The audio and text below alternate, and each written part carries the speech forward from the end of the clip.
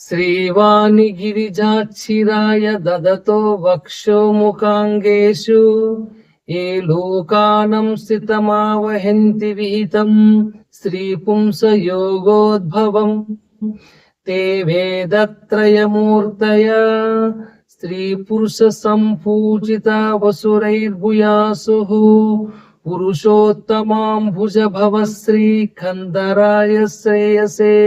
మహాభారత సామాజిక వ్యాఖ్యానానికి అందరికీ స్వాగతం. మహాభారతం పామరుల నుండి పండితుల వరకు, సామాన్యుల నుండి విద్వాంసుల వరకు, సామాన్య ప్రజల నుండి మహామునుల వరకు అందరినీ అలరింపజేసేటువంటి కావ్యము. ఎవరెవరు ఏ ఏ స్థాయిలో పాండిత్యం ఉన్నవారు వాటి గురించి మాట్లాడితే ఆయా విధంగానే అది ఆనందాన్ని కలెక్ట్ చేస్తుంది.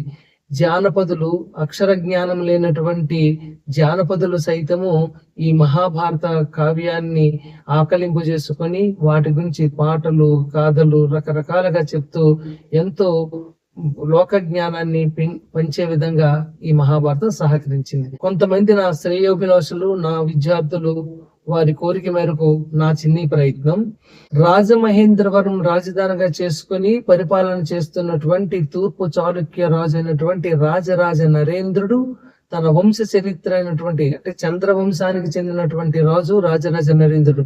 చంద్రవంశీయులు, కౌరవులు, పాండవులు వారి కథను తన భాషలో, తన మాతృభాషలో వినాలని కోరి తన కులగురువైనటువంటి నన్నయమాచ్యుణ్ణి ఆహ్వానించి ఈ మహాభారత రచనను చేయవలసిందిగా ప్రార్థిస్తారు. అందుకుగాను ఆ మహానుభావుడు, ఆ మహాకవి ఎంతో వినయముతో సారమతి గవీంద్రులు ప్రసన్న కథా కవితార్థయుక్తిలో నారసిమేలుననితరులు నక్షర రమ్యతనాదరింప నానా రుచిరార్థ సూక్తి నిధి నన్నయ భట్టు తెలుగునన్ మహాభారత సంవిధాన రచన బంధుడనయ్యే జగద్దీతంబుగన్ అని ఎంతో వినయంగా తనకు వచ్చినంతలో, తను నేర్చినంతలో ఈ ప్రజలను ఆనందింపజేసే విధంగా నా వంతు ప్రయత్నం చేసి నీ మహాభారతాన్ని రాస్తానని వినయంగా చెప్పుకుంటాడు. ఇక్కడ మనం గమనించవలసిన విషయం ఏమిటంటే, వినయం ఎక్కడ ఉంటుందో విజ్ఞానం అక్కడే వికసిస్తుంది. వినయము ద్వారా విజ్ఞానము అభివృద్ధి చెందుతుంది. మనిషికి వినయమే భూషణంగా ఉండాలి. ఆ విధంగా మనం కూడా వినయాన్ని అలవాటు చేసుకుందాం, పెద్దల పట్ల గౌరవాన్ని పెంపొందించుకుందాం. ఆ కథ విషయానికి వస్తే, నైమిషారణ్యానికి కులపతి అయినటువంటి సౌనకాది మహాముని అనేక మంది మహర్షులతో కలిసి సత్రయాగాన్ని చేస్తారు. అక్కడికి ఉగ్రశ్రవణుడు అనేటువంటి మహాముని వస్తాడు. ఈయన రామవర్షుడు అనేటువంటి మహర్షి కుమారుడు. ఈయనకు పురాణ పఠనంలోను పురాణాల్లో సరైనటువంటి అవగాహన ఉండడంతో పురాణాలలోని అనేక పుణ్యాలను బోధించడంలో నాకు సామర్థ్యం ఉన్నది అని చెప్పగా, సౌనికాది మహామునితో కలిసినటువంటి మహర్షులంతా ఈ ఉగ్రశ్రవణుని ప్రార్థించి, ఏ కథ వింటే ఇంకో కథ వినవలసిన అవసరం ఉండదో, ఏ శాస్త్రము వింటే ఇంకొక మరే శాస్త్రములు అవసరం లేకుండా అన్ని శాస్త్రములు అందులోనే ఇమిడి ఉంటాయో, ఏ కావ్య పఠనము చేస్తే ఇంకా వేరే కావ్యాలతో అవసరం లేదో అటువంటి పుణ్య కథను మాకు బోధించవలసిందిగా కోరుతారు.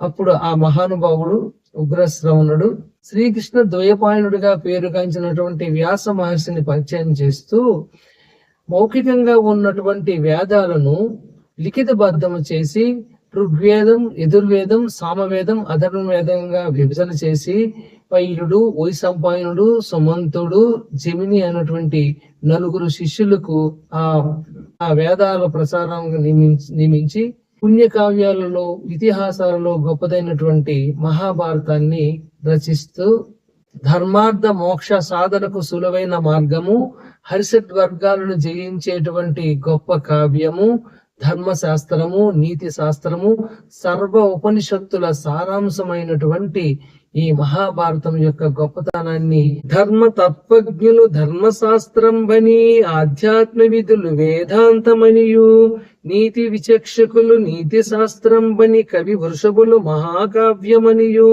లాక్షణీకులు సర్వలక్ష్య సంగ్రహమని ఐతిహాసికులు ఇతిహాసమనియు పరమ పౌరాణికులు బహుపురాణ సముచ్చాయం బనియు మహిగునియాడుచుండ వివిధ వేద తత్వవేది వ్యాద వ్యాసడాది ముని పరాశరాత్మజుండు విష్ణు సన్ని విభుండు విశ్వజనీనమై పరమగుచుండ చేసే భారతంబు.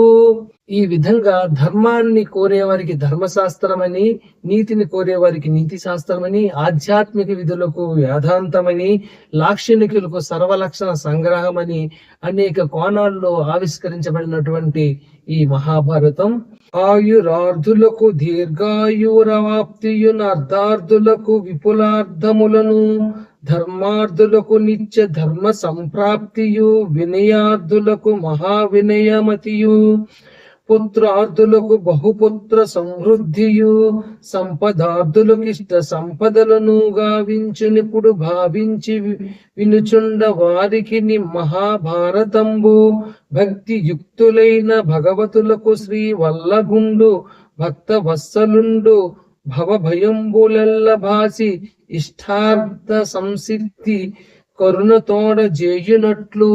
ఈ విధంగా ఆయుస్సు కోరుకునే వారికి దీర్ఘాయుస్సు, ధనం కోరుకున్న వారికి ధనధాన్య సంపత్తి, పుత్రులు కోరుకున్న వారికి సత్సంతానము, కోరికలు తీర్చుకోవాల్సిన వారికి ఇష్టార్థములు తీర్చుకునే విధంగా ఈ కావ్యము చదివిన విన్న కలుగుతుందని పరశుతి చెప్పబడింది. ఈ విధంగా మహాభారతాన్ని ప్రతిరోజు కొన్ని అంశాలు తెలుసుకుందాం. తదుపరి అంశంతో మళ్ళీ మీ ముందుకు వస్తాం. అంతవరకు సెలవు. మొదటిసారి ఈ ఛానల్ ని చూస్తున్న వారు ఖచ్చితంగా సబ్స్క్రైబ్ చేయండి, లైక్ చేయండి, కొంతమందికి తెలిసే విధంగా షేర్ చేయండి. అందరికీ నమస్కారం. జై హింద్.